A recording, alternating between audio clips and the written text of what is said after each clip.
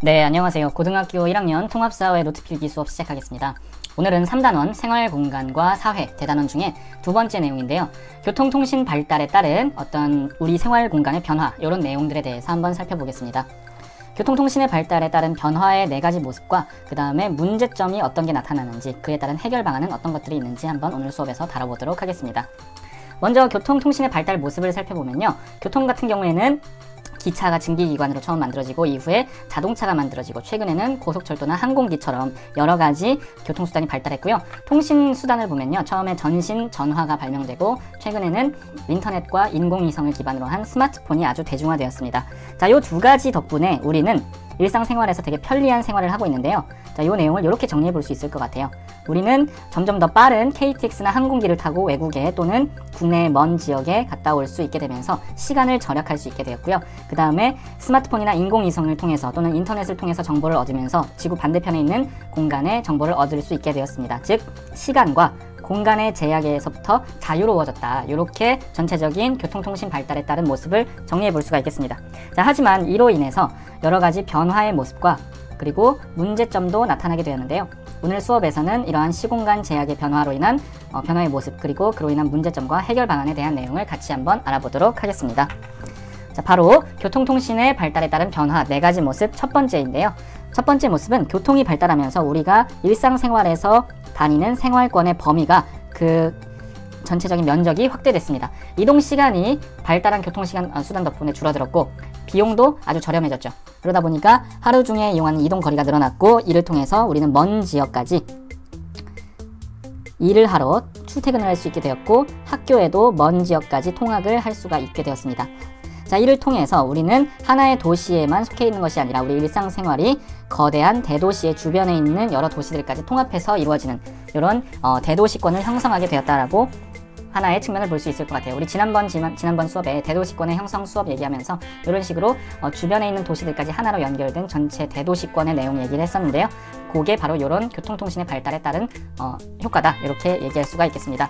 다음 두 번째는 경제공간의 확대입니다. 우리가 경제적인 활동을 하는 일반 소비자나 또는 기업의 입장에서도 이 교통통신의 발달에 따라서 이 전체적인 경제활동을 하는 범위가 늘어났다는 이야기입니다.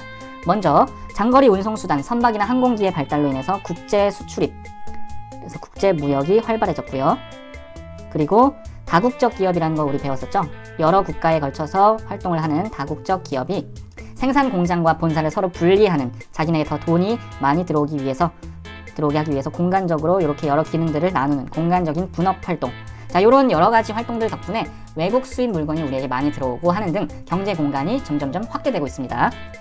또한 전자상거래, 우리 인터넷에서 물건 사는 게 우리나라에서만 해당되는 게 아니라 외국에 있는 사이트에서도 우리가 물건을 구매할 수 있어요. 그런 식으로 이런 전자상거래 덕분에 금융거래가 전 세계로 활성화되었다, 확대되었다라는 측면이 두 번째 측면이었습니다. 세 번째는요, 우리가 쉬는 시간, 놀러 갈 때 그 여가 공간도 많이 확대가 되었습니다. 과거에 70년대만 해도 외국 여행을 가기가 쉽지 않았기 때문에 국내에 제주도를 가는 게 정말 신혼여행으로 꿈의 1순위였는데 요즘에는 제주도보다 더 먼 정말 외국도 자유롭게 가죠. 물론 지금은 코로나 때문에 그렇지만 항공권의 가격이 저렴해지고 장거리 이동 비용이 줄어들면서 우리 요즘에는 국내외 여행이 코로나 같은 상황만 아니라면 늘어나게 되었습니다. 자, 이런 식으로 여가 공간이 확대되면서 문화체험을 할 수 있는 기회가 많아지게 되었죠. 다양해졌고요.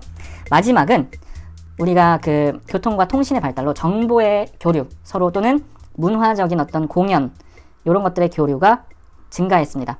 SNS가 특히 발달하면서 전 세계의 문화 교류가 증가했습니다.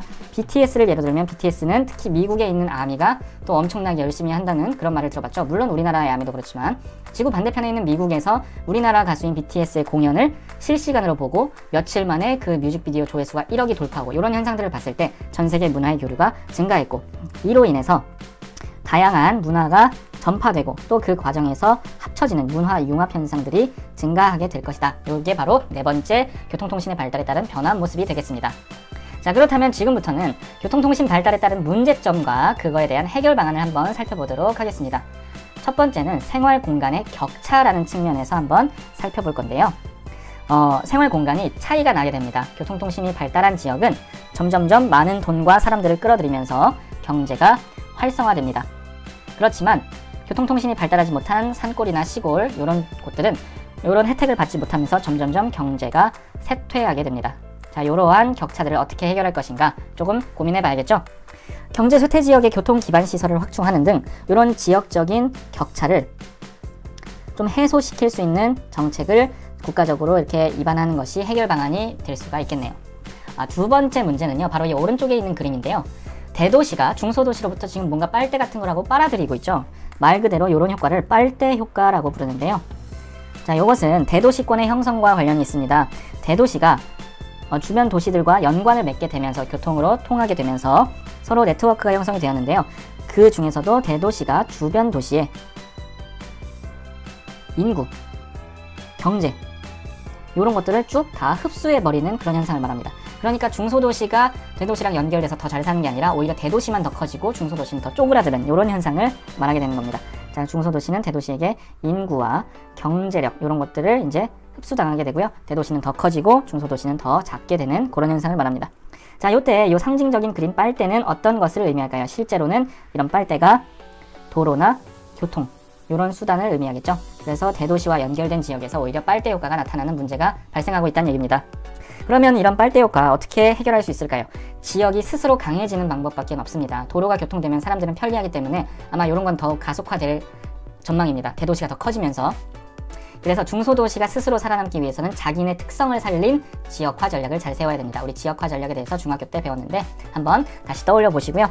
그래서 이를 통해서 지역 스스로 지역이 가진 힘, 경쟁력을 강화해서 이런 빨대 효과에 대응해서 살아남는 방법을 길러야 한다라는 것이 내용 첫 번째 해결 방안이 되겠습니다. 다음 두 번째 큰 이런 문제점의 내용은요, 바로 생태 환경의 변화입니다. 생태 환경을 우리가 쉽게 말하면 자연이라고 생각하면 된다고 예전부터 계속 얘기했습니다.